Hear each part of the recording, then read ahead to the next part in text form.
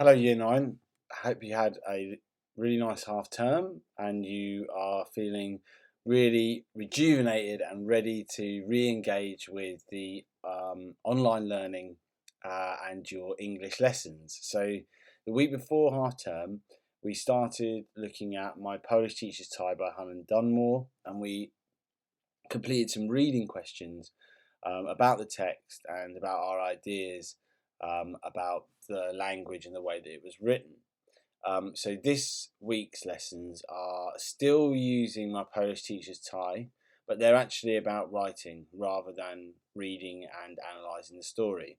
So the story's been put in again for you because for one of the tasks you need to reread it, and also it's a good idea to constantly be looking back through the story to get ideas for our own writing.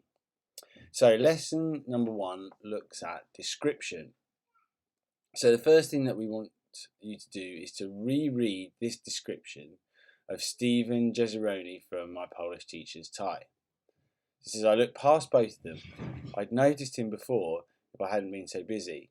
He was sitting stiffly upright, smiling in the way people smile when they don't quite understand what's going on. The head was wagging a sheaf of papers in front of him and talking very loudly, as if he was deaf. Stephen Jezeroni, he was wearing a brown suit with padded shoulders. It looked too big for him. His tie was wider than normal ties, and it was red with bold green squiggles on it. It was a terribly hopeful tie. His shoes had a fantastic shine on them. His face looked much too open, much too alive, as if a child Jade's age had got into an adult's body. So the description here may initially seem pretty simple in the way that Dunmore uses language to describe Stephen. But what we really want to be thinking about is the way that she sort of splices or weaves together depictions of Stephen's clothing and face, what they look like plainly, with examples of the way that these features indicate things about his character and personality. And these have been highlighted in red for you in the text above. These add depth and distinction to Stephen's character and influence the way that we, the reader, see him. So really, it's about what something on the surface shows about what's beneath the water. So, what we'd like you to do now is to write your own description of someone in your house at the moment.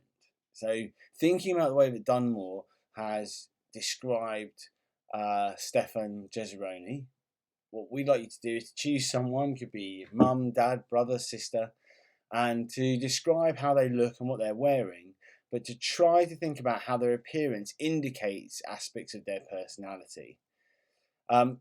Use similar techniques to Dunmore, where she uses simile and metaphor to indicate things about Stefan. And we would like your description to be about 2 paragraphs long. There's an example of what we would like to look for. So he was wearing only a nappy and one sock on his left foot, but his comfortable manner in this outfit indicated that he hadn't a care in the world. And that's a little example I just wrote about my son who's wandering around the house. And hopefully what you can see is that I've tried to connect what he's wearing with an aspect of his personality. So for lesson 2, we're looking at situation. Now, this may seem like a more complex idea, but really it's about where we place characters and the ability that those situations that we place them in give us to understand the character more. So, the situation that the narrator in My Polish Teacher Tie is placed in by the author means that we find lots out about her, Carla Carter, without Dunmore needing to give us long paragraphs of description of her. So I want you to read back over the story and list all of the things that you learn about Carol Carter, the narrator. So I think after you've performed that task, you realise that we learn a lot about Carol by the way that her situation allows the author to drop in little aspects of Carol's life, personality and perspectives throughout the story. He weaves them into the action that takes place to give us more and more of an indication about Carla and how she feels and thinks in certain situations. So what we'd like you to do now is to write the beginning of a story where you place a character in a situation where what happens allows you to show aspects of their ideas and personality. So think about making what happens quite simple an interaction in a shop, maybe passing someone on the street. It could be something in school. But this simple thing allows your character to express a lot. So an example could be you're a cleaner in a hospital who's working around doctors who treat him or her as if he were beneath them. How he views them and how they treat him when getting in the lift. So a very simple situation, but that allows you to add lots of depth and perspective to your character in the situation and in the interactions that he has with other characters. So lesson 3 is about perspective. So this story, My Polish Teacher's Tie, is effective because of the narrator Carla Carter and the way that her perspective shapes the story for the reader. So we were in a school. Dunmore hasn't picked a teacher to channel her story through. She's picked one of the catering ladies, and I think that really changes the way that we see both the staff within the school, but also the relationship that we see developing between Carla and Steve. The writer Dunmore's done this through writing in the first person, so as if she were the character, and you were seeing everything through their eyes, and that's using the eye to write from. And I think that that's what gives this story such a powerful narrative, is that what we see through the character is a really interesting perspective on the situation. Now, writing from someone else's perspective is difficult because you have to become the character, and that might be someone completely different to you. You have to embody them and embrace everything about them. You need to think about how they might feel and think in situations where you might feel and think completely differently. You need to create a character and channel everything through them.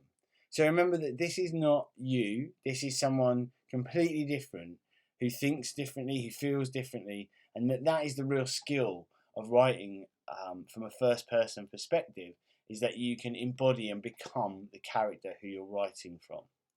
So we'd like you to choose or create a character and write the beginning of a narrative about them in the first person.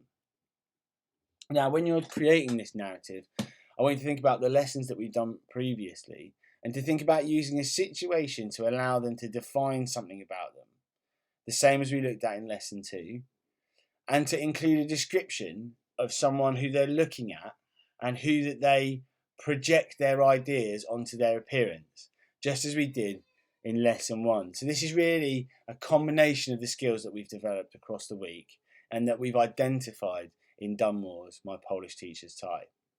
If you're stuck for ideas for this task, I want you to think about the examples below. So you could be a waiter in an expensive restaurant, you could be a cleaner in a hospital canteen at lunchtime, or you could be a server at a chicken shop on a busy Friday night. All situations where we will have to create a character and channel our ideas and perspectives about the way that people treat them and the situations that they're placed in. Okay, Year 9, remember to communicate with your teachers if you have any problems with this. And if you don't understand something, the best way to clarify it is by contacting your teacher, asking them questions, and developing a dialogue like that. Okay, have a lovely week and good luck.